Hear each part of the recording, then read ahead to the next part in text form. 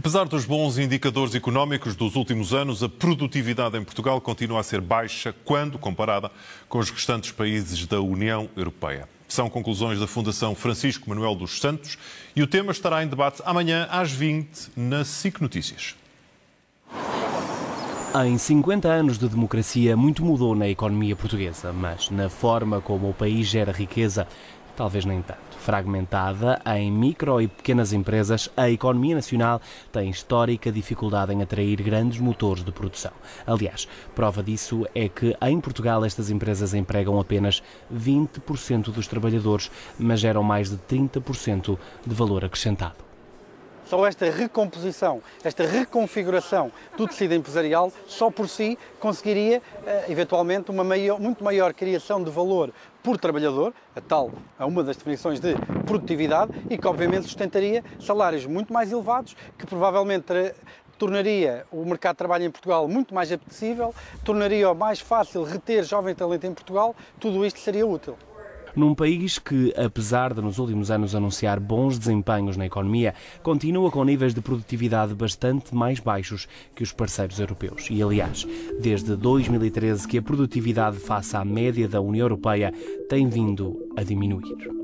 Portugal sistematicamente tem tido uma evolução da sua capacidade de gerar riqueza por cada trabalhador que tem comparado mal com outras pequenas economias mais pobres, como a República Checa, como a Roménia, como a Polónia, que têm conseguido ter uma dinâmica de crescimento da sua produtividade muito mais forte que aquela que tem sido observada em Portugal.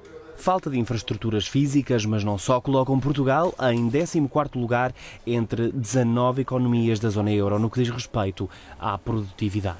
A qualidade educativa também deixa a desejar, continua a haver uma grande quantidade de trabalhadores com o ensino secundário por completar e os gestores portugueses continuam a ser dos menos qualificados da União Europeia. Ainda que na geração pós-25 de Abril haja uma inversão da tendência, este aumento do nível de escolaridade não tem significado maior produção.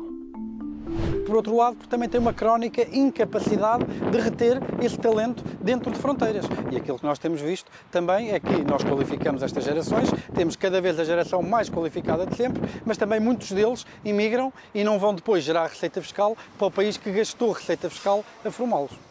Neste caso, Portugal, um país assimétrico, até em termos demográficos, e onde a grande maioria das empresas exportadoras está concentrada na região norte. Empresas ligadas à indústria, o setor que, comparado com os serviços, mais tem conseguido melhorar os indicadores de produtividade.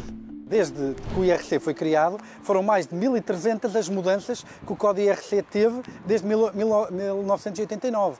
Uma empresa que quer estabelecer-se em Portugal não faz a mais pequena ideia de qual vai ser o ambiente legislativo, as taxas que vai ter que pagar, os impostos que vai ter que lidar, as burocracias que tem que lidar daqui a 4, 5, 6 anos.